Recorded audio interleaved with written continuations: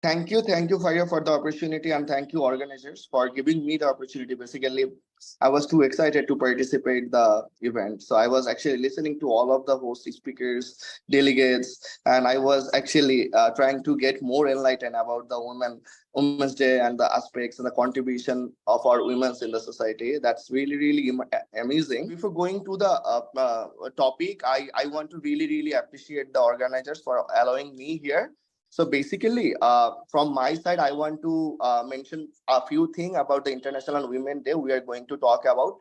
First of all, I must definitely mention about the knowledge area, about the people we are working on gender right, about the people we are working mostly on equality versus equity and many other issues, feminism and etc. So before going to this topic, definitely we need to know more about the context we are currently working equality. So this is how I want to actually empower all of us to know more about the content. So the participants, I want to now discuss more about the equality versus equity. So let's learn about equality and equality. So from my side, I basically try to understand more equality like this way. Like someone is working in a workplace, like where they need to take a rickshaw to attend the workplace, and someone might need to take a bus to go to the workplace. So if you want to ensure the equality, so what you have to do in your workplace, like you, if you are planning to give transport like bus for all, but that transport like bus is not actually needed for all of us, because some might take rickshaws because the short distance. So equality sometimes is not applicable for all of us, because for all of us we don't need actually bus, but we don't need actually that transport. For if we really need to know about the context, we have to know about the people, about their needs. So if you if you want to ensure equity, then you can give your service in terms of their need, like that person, that women who needs that kind of transport, you have to ensure, okay, she needs rickshaw, she needs bus, she needs different vehicles, so you are ensuring all. So once we are like trying more about equality, I know people, women are living in terms of geolocation, in terms of different boundaries, but they don't need sometimes that innovation, that facilities. And sometimes when we are working for different innovation, we don't even ask people about their needs, about their lives, about what they are actually more looking for. So from this time, I think all of we who are now trying to work more on gender equality, try to more address equity as well, because women who are currently working, living in different areas, in different intersections, they must need to get these facilities, get that rights in terms of their needs, not a holistic approach, what we are actually approaching more. So first of all, once we are working in this particular area, we have to know about the context, yeah, we have to know about know more about their needs as well. And number two is sometimes the people who are working for women gender rights, so we must definitely, we are seeing we address them as feminists. So that is completely okay, but there are some misconceptions in our society about feminism.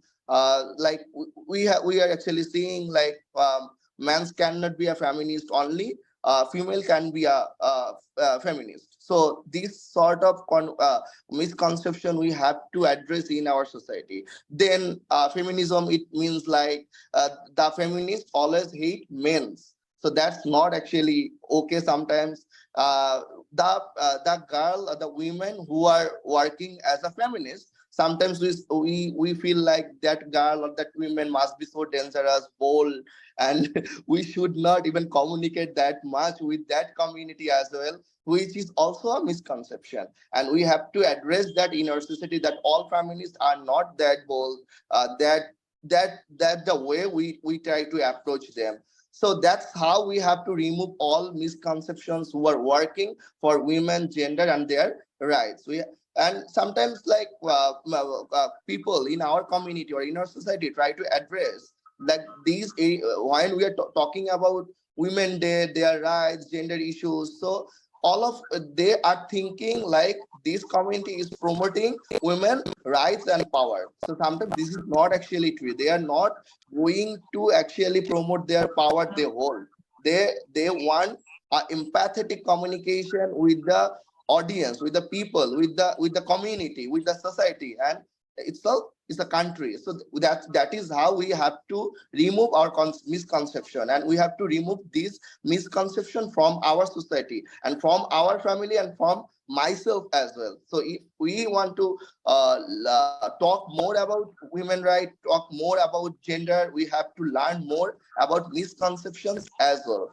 So now I want to talk more about the history that actually I need to know for all of the participants who are here. Sometimes I feel like we just work more and more, but we don't know, we don't have that research, we don't have that knowledge, so that we can actually relate about this, about the glorifying movements, about the knowledge part. So that's how I always feel like sometimes once we are working on some context, we need to know more about the history and why these things are here.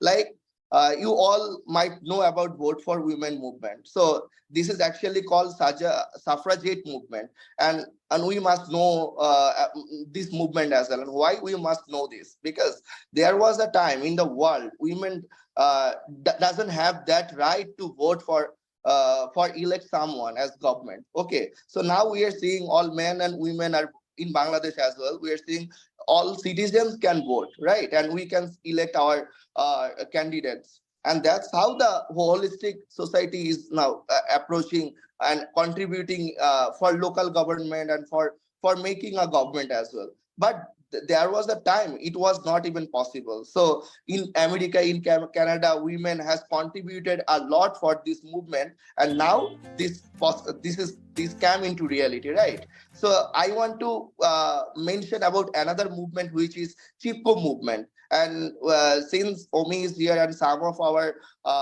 climate activists here, they must know about the movement as well. So in India, so there was a time in 1970s, there was a time. So you must hear about deforestation and their governments, the people in India, they used to cutting trees miles after miles. And women's from that country, they started the movement and they was holding the trees like this way so that people cannot cut down the trees. And that's how India ensured about saving trees and their lives, and which was not even possible if they could not contribute more for the movement. So women who are working for the movement, that's not even a negative issue in our country. But sometimes we are seeing like women are working for movement, and people take this like, oh my god, they are in the road and they should not be in the road for the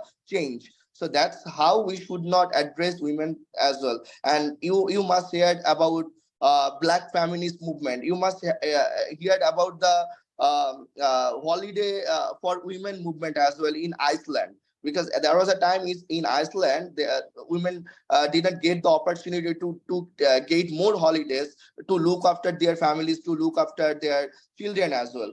So 90% of the women from Iceland joined the movement, and can you imagine 90% from the whole nation joined in the movement to get the holiday facility. And now in across the world, women are getting these facilities to take care their families. So that's how a movement, that's how the holistic approach from the women came into reality. And now the women all over the world are getting these facilities. And in Bangladesh as well, you must know about the movement against rape and rape issues, right, in Bangladesh.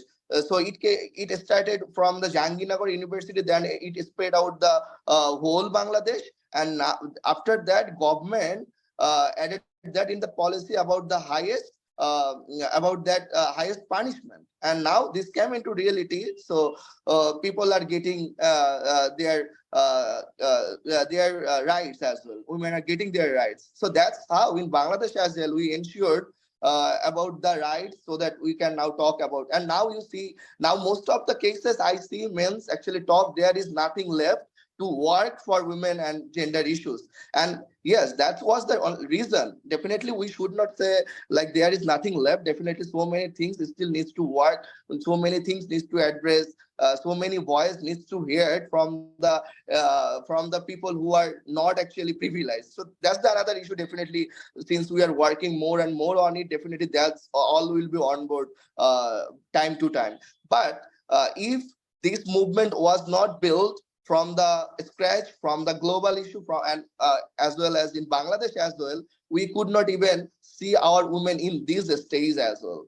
So yeah, that's also a success, and and this is the reason it is needed, right? So we must not say this is not needed anymore in our country.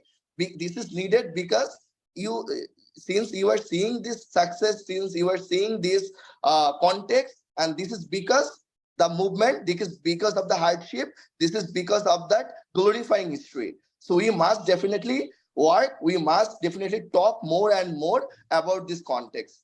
Then there, once we are working more about like gender-based violence, we must need to know what is gender, what is sex. So but sometimes since we don't know more about this context, we cannot even like mention that this is this sort of violence, this is sort of violence. So I will definitely urge to you all more to learn more once we are working in a very specific content, so that you can talk more and more about the issue, and you can actually empower more and more about that issue. So since most of us is youth here, I really wanted to share like what are the like things actually popping up always in my mind, what are the things actually always drive me more to work and contribute more in our society. And this is how I actually tried my level best to address more related these things as well. So since I don't have enough time to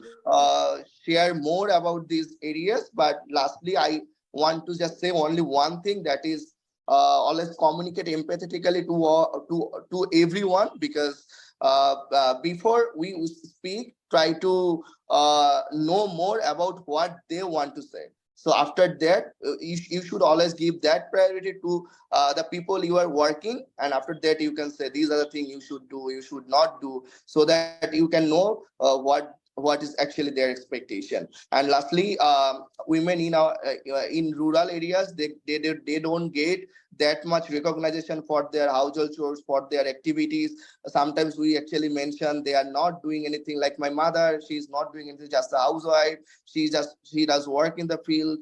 But we should not say like this, because if you need a homemaker, paid homemaker in your family, you must need to pay. And once your wife, once our mother is working in this specific area,